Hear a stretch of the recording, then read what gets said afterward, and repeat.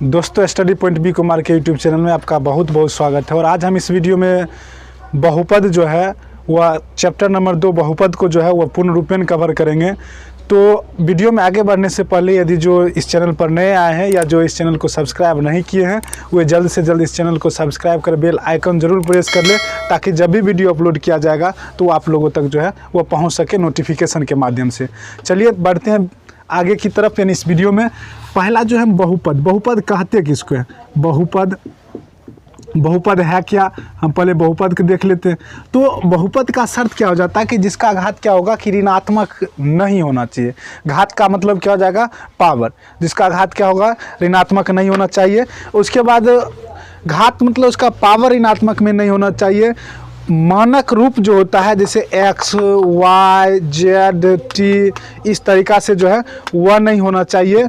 उसके बाद उसका जो घात यदि हम कर लें तो बटा में या वर्गमूल में होगा तो वह पूर्ण वर्गमूल में जो है वह होना चाहिए, तब तो बहुपद होगा। यदि जिसका वर्गमूल नहीं निकलेगा तब वह बहुपद नहीं होगा। तो ये क्या बहुपद का शर्त? बहुपद का शर्त क्या है एक बार फिर से हम देख लेते हैं।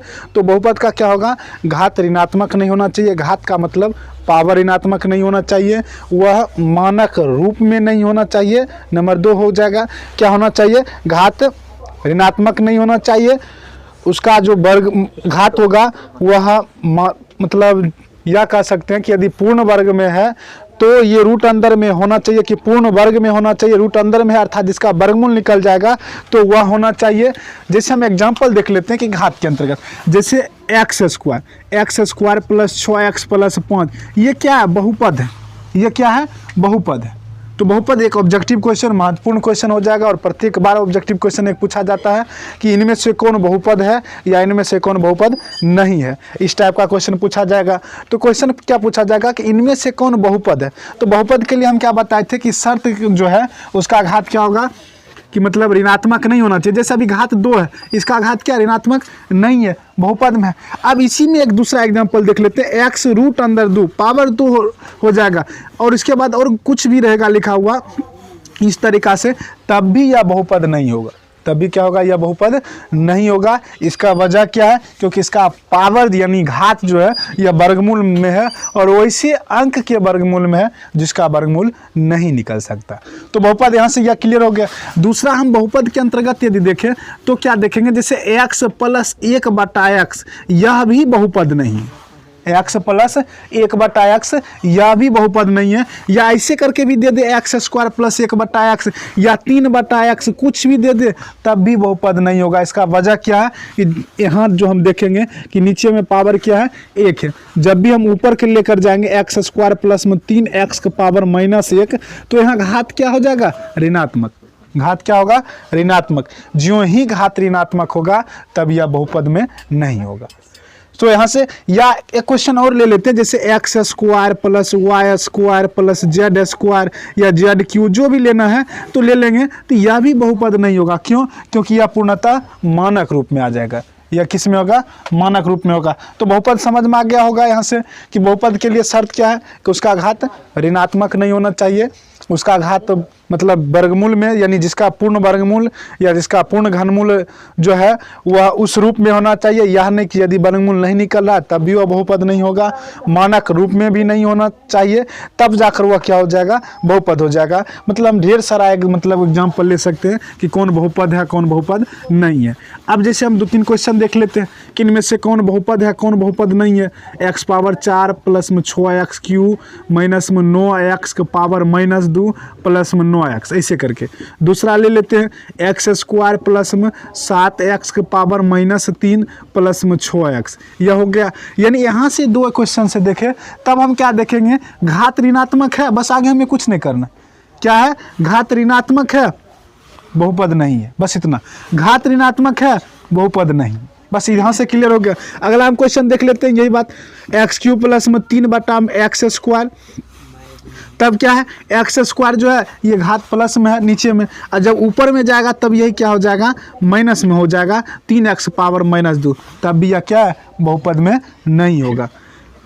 आगे हम देख लेते हैं x³ प्लस में 6x, कुछ भी लिख लेते हैं, x पावर में रूट अंदर 5, तब भी यह क्या है? बहुपद नहीं है।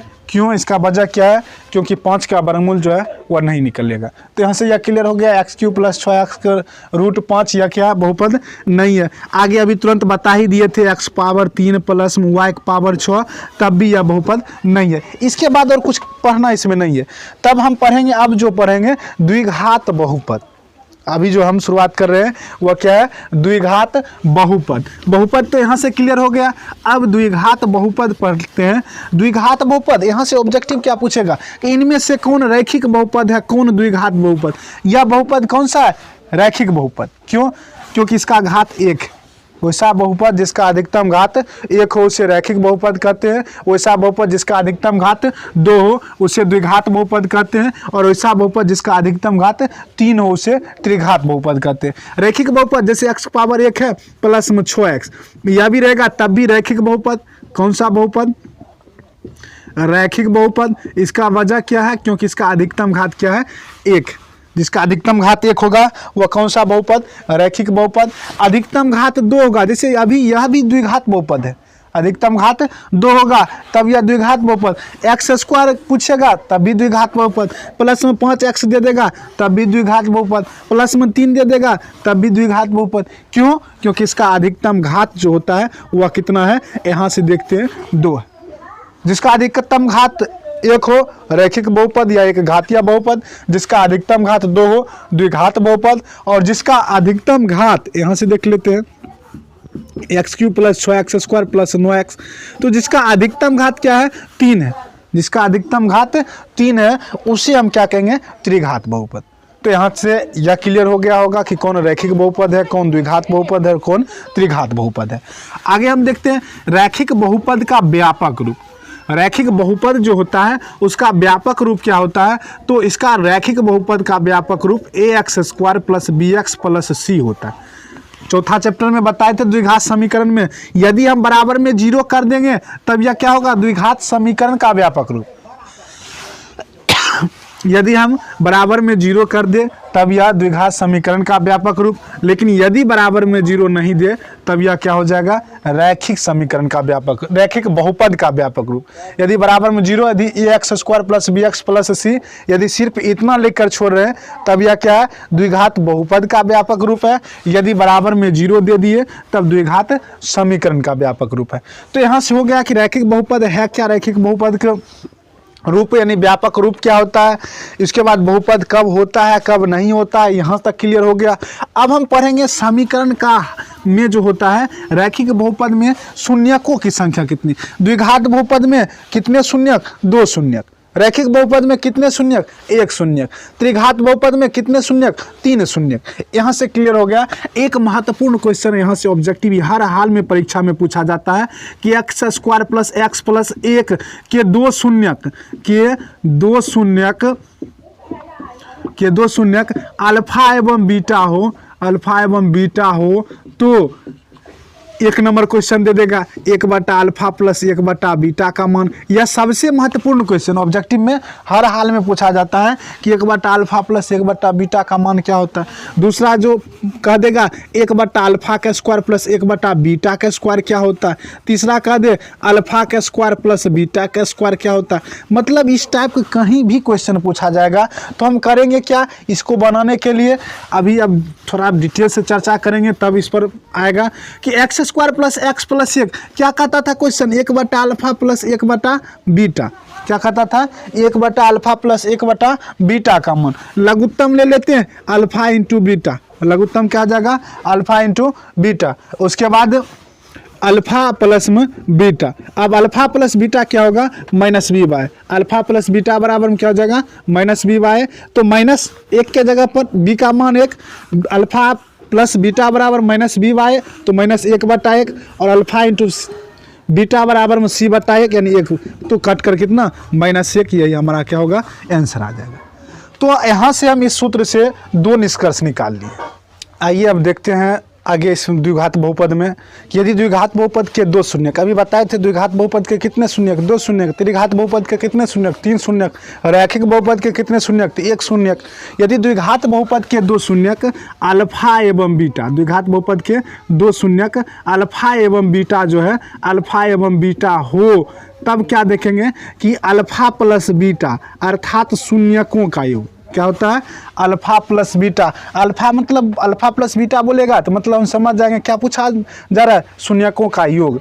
तो शून्यकों का योग अल्फा प्लस बीटा बराबर में सूत्र हो जाता है माइनस बी वाई, क्या होगा माइनस बी वाई, और शून्यकों का गुणनफल अल्फा इंटू बीटा बराबर में हो जाता है सी वाई। अब बी सी हम द्विघात समीकरण में भी चर्चा किए थे, बी सी, तो यहाँ से अल्फा इंटू बीटा बराबर में क्या होगा सी बाय, अल्फा प्लस बीटा बराबर में क्या हो जाएगा माइनस बी बाय, कब, यदि द्विघात बहुपद के 2 शून्यक अल्फा एवं बीटा हो तब। तो इस टाइप के हम अभी जो क्वेश्चन हल किए थे इसी का प्रयोग किए थे। अब इसी क्वेश्चन में जैसे दे देगा x square plus x plus 1 के 2 शून्यक अल्फा एवं बीटा हो, के 2 शून्यक अल्फा एवं बीटा हो, तो 1 बटा अल्फा का स्क्वायर प्लस में 1 बटा बीटा स्क्वायर का मान ज्ञात करें, या एक क्या होगा, इनमें से क्या होगा। तो हम इसको भी सॉल्व कर लेंगे। अल्फा स्क्वायर और बीटा स्क्वायर का लघुत्तम क्या हो जाएगा, alpha square beta square, beta square की 1 से गुना करेंगे बीटा स्क्वायर प्लस में अल्फा स्क्वायर। यहाँ तक तो क्लियर हो गया होगा। अब क्या करेंगे, ए प्लस बी होल स्क्वायर के जगह पर हम क्या लिख सकते हैं, ए यानी A square plus B square के जगह पर हम A plus B whole square minus 2ab। अब अल्फा के स्क्वायर और बीटा के स्क्वायर के बदले में हम क्या लिख सकते हैं, अल्फा इंटू बीटा के होल स्क्वायर। यहाँ से यह लिख लेंगे, यहाँ इधर लिख लेते, नहीं तो इधर लिख लेते।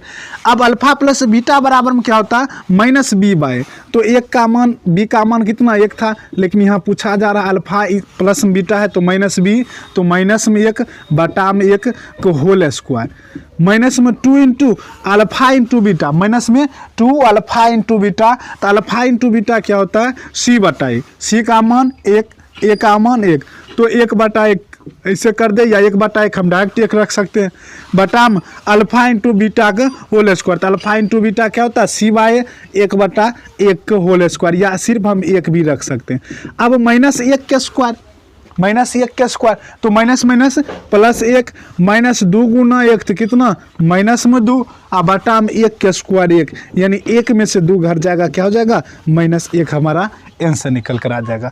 तो करना क्या, कुछ नहीं, 1 बटा अल्फा का स्क्वायर प्लस 1 बटा बीटा का स्क्वायर दिया हुआ था, अल्फा स्क्वायर बीटा स्क्वायर लघुत्तम ले लिए, बीटा स्क्वायर के 1 से गुना करेंगे, भिन्न के जोड़ जैसे करते थे तो भिन्न का जोड़ किए, गुना उसके बाद यानी भिन्न का जोड़ करने के बाद यहाँ से A square plus B square के बदले में क्या लिख लिए, A plus B whole square minus में 2ab ऐसे कर लिए, alpha into beta whole square. अब अल्फा प्लस बीटा बराबर माइनस बी बटा ए, अल्फा इंटू बीटा बराबर में सी बटा ए, अभी तुरंत लिखे थे। उसके बाद यहाँ से इसका स्क्वायर कर लिया, अल्फा इंटू बीटा का स्क्वायर, जो कट कर आया वही हमारा आंसर हो गया। तो इस टाइप का अब यहाँ से सिंपल इक्वेशन दे दे alpha square plus beta square का मान निकालने के लिए, तब तो और आसान, ये alpha square plus beta square के यह वाला बात नहीं लिखेंगे, बस हो गया alpha square plus beta square, यही हमारा ऊपर वाला क्या हो जाएगा आंसर निकल कर आ जाएगा। तो कहीं ना कहीं जो है अब यह हमारा आंसर निकल कर आ गया, जब कब, जब पूछा जाएगा कि alpha square plus beta square का मान ज्ञात करें, तो alpha plus beta whole square minus 2 alpha into beta, उसके बाद क्या करेंगे हल कर लेंगे।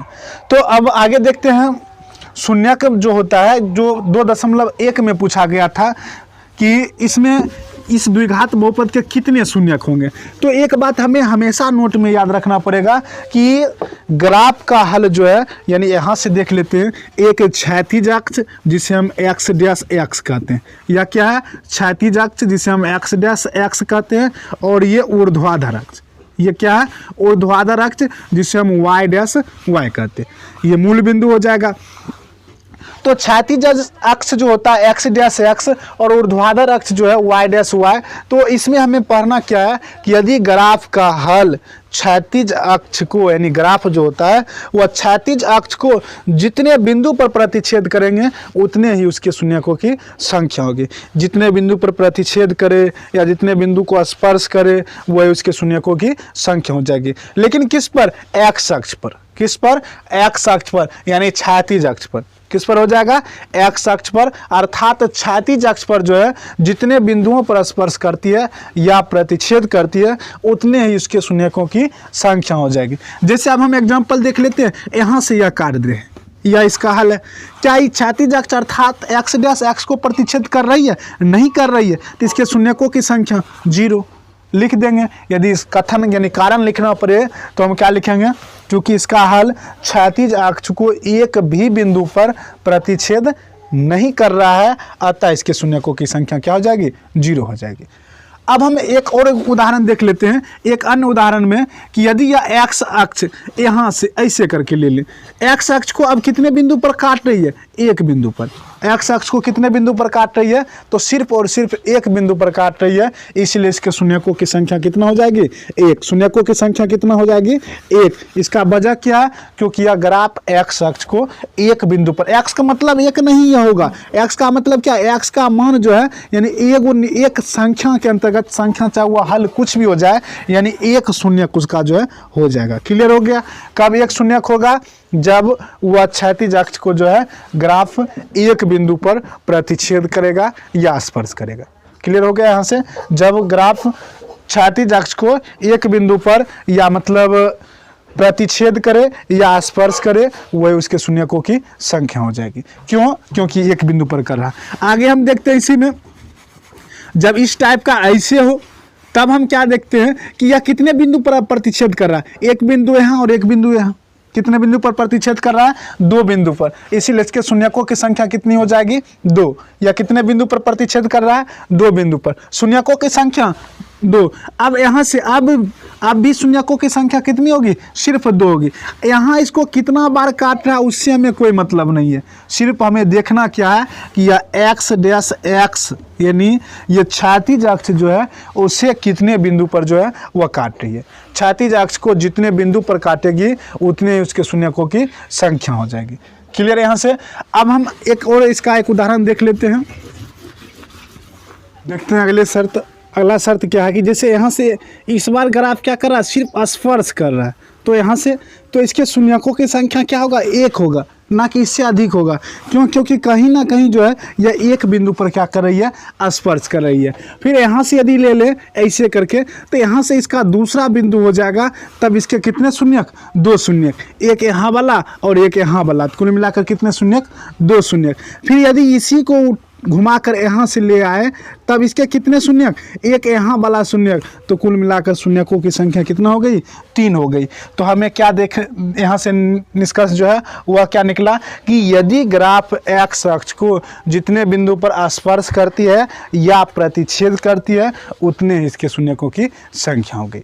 तो 2.1 इससे क्लियर हो जाएगा। अब हम बढ़ते हैं 2.2 की तरफ, और उसमें जो क्वेश्चन पूछा जाएगा कि कोई भी बहुपद दे देगा और कहेगा द्विघात बहुपद एक्स स्क्वायर, जैसे हम सिंपल क्वेश्चन ही ले लेते हैं, x square plus 7x plus 12। Question क्या है?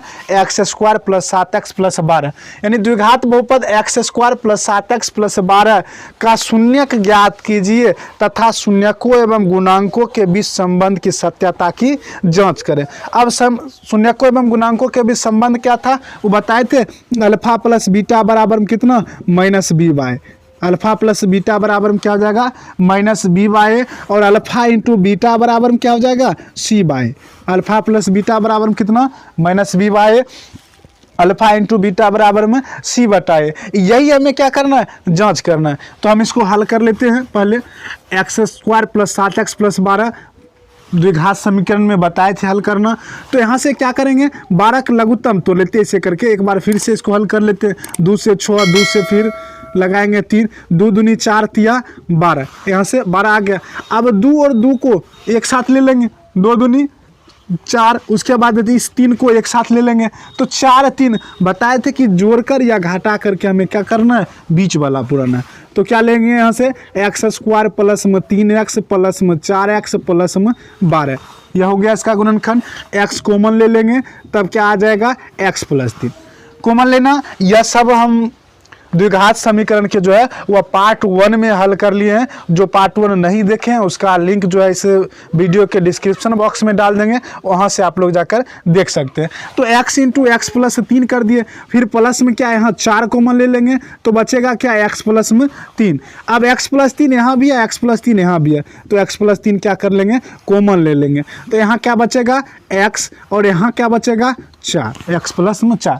यहाँ ध्यान रखना है, बताए थे कि यदि यहाँ जो आ रहा है वही यदि यहाँ आ रहा है तब तो गुणनखंड सही है, और यदि नहीं आ रहा है तो हमारा गुणनखंड क्या होगा गलत हो जाएगा।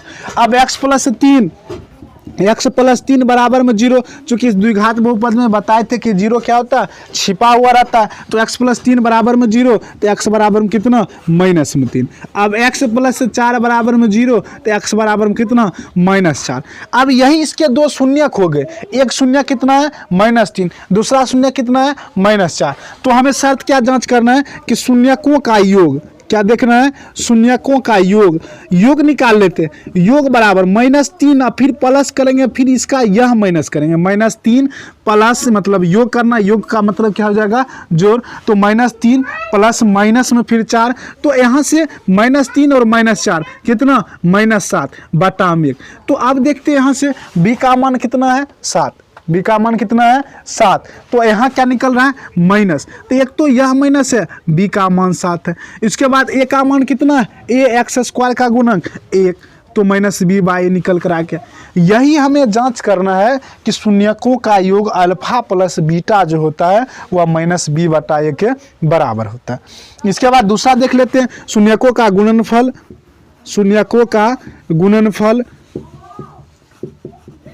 तो शून्यकों का गुणनफल क्या होता है अल्फा इंटू बीटा। शून्यकों का गुणनफल अल्फा इंटू बीटा, चाहे तो हम ब्रैकेट में लिख सकते हैं अल्फा इंटू बीटा, या पूरे इसके बदले में हम लिख सकते हैं अल्फा इंटू बीटा बराबर में, ऐसे करके भी इसके पूरे बदले में हम लिख सकते हैं अल्फा प्लस बीटा बराबर में। यहाँ से यह भी हम लिख सकते हैं, जैसे समझ में आता है वैसे हम लोग समझ लेंगे।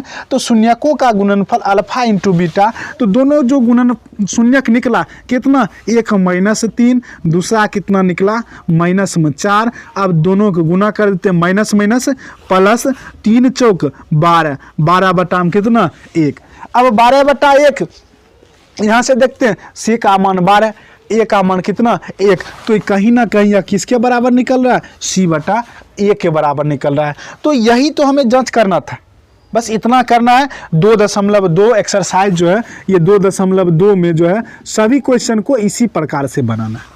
एक्सरसाइज 2.2 के सभी क्वेश्चन को इसी प्रकार से बनाना है।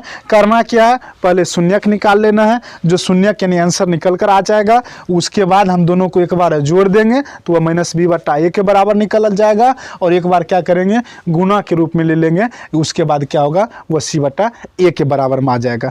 तो अब हम इसी टाइप के मतलब दूसरे क्वेश्चन की तरफ देखते हैं।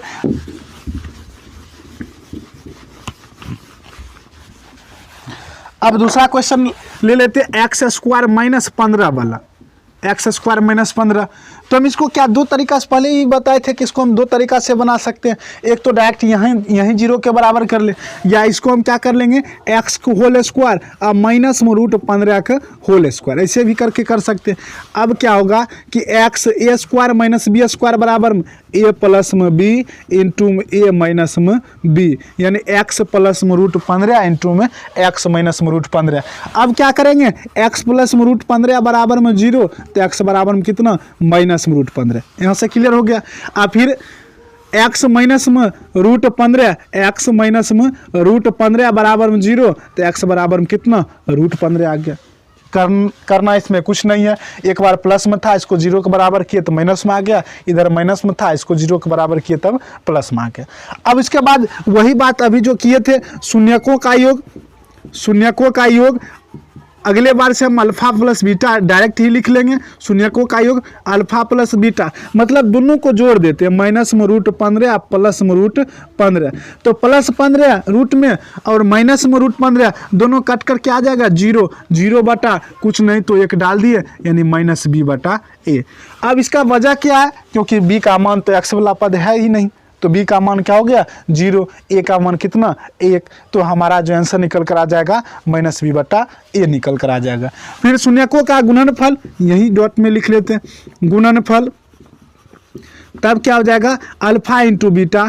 अब दोनों को गुना कर देंगे, -√15 गुना +√15 गुना करके मतलब कितना आ जाएगा हल करके -15/1। अब c का मान कितना है -15 और a का मान कितना है 1, तो यानी -15/1 a अर्थात c बाय जो है a निकल कर आ जाएगा और यही हमें जांच करना था। तो इस टाइप का क्वेश्चन में कुछ नहीं, x² -√x² -15 रहे तब, या यहीं से क्वेश्चन पूछेगा ऑब्जेक्टिव क्वेश्चन क्या घुमा कर पूछेगा कि यदि x² -3 के कितने शून्यक होंगे, x² -3 के शून्यक है, तो हमें सिर्फ इतना ध्यान देना है कि एक इसका शून्यक रूट में निकल जाएगा प्लस वाला और एक इसका शून्यक माइनस वाला जो है यह निकल कर चला आएगा और यही हमारा आंसर हो जाएगा। तो इस टाइप का क्वेश्चन जो है हम इस तरीक़ा से बना सकते हैं। कहाँ क्या किए हुए भली भांति समझ लिए। अब इसी प्रकार से अगले क्वेश्चन की तरफ बढ़ते हैं और अगला क्वेश्चन देखते हैं।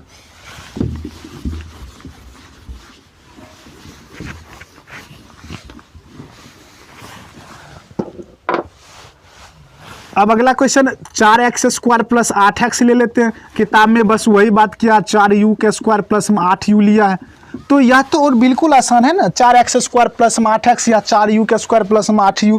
हम क्या करेंगे 4 कॉमन ले लेंगे, x भी है दोनों में तो 4x कॉमन ले लेंगे, तो इसमें बचेगा क्या x + 2, या किताब वाला बनाएंगे तो 4u कॉमन ले लेंगे तो बच क्या जाएगा u + 2। बस यही बात, 4x² + 20x कुछ भी दे दे। तो अब हम देखेंगे दोनों को क्या करेंगे बारी बारी से 0 के बराबर में कर देंगे। 4x बराबर में 0 तो x बराबर में 0/4 अर्थात क्या निकल कर आ जाएगा 0। उसके बाद x + 2 बराबर में 0 तो x बराबर में कितना -2।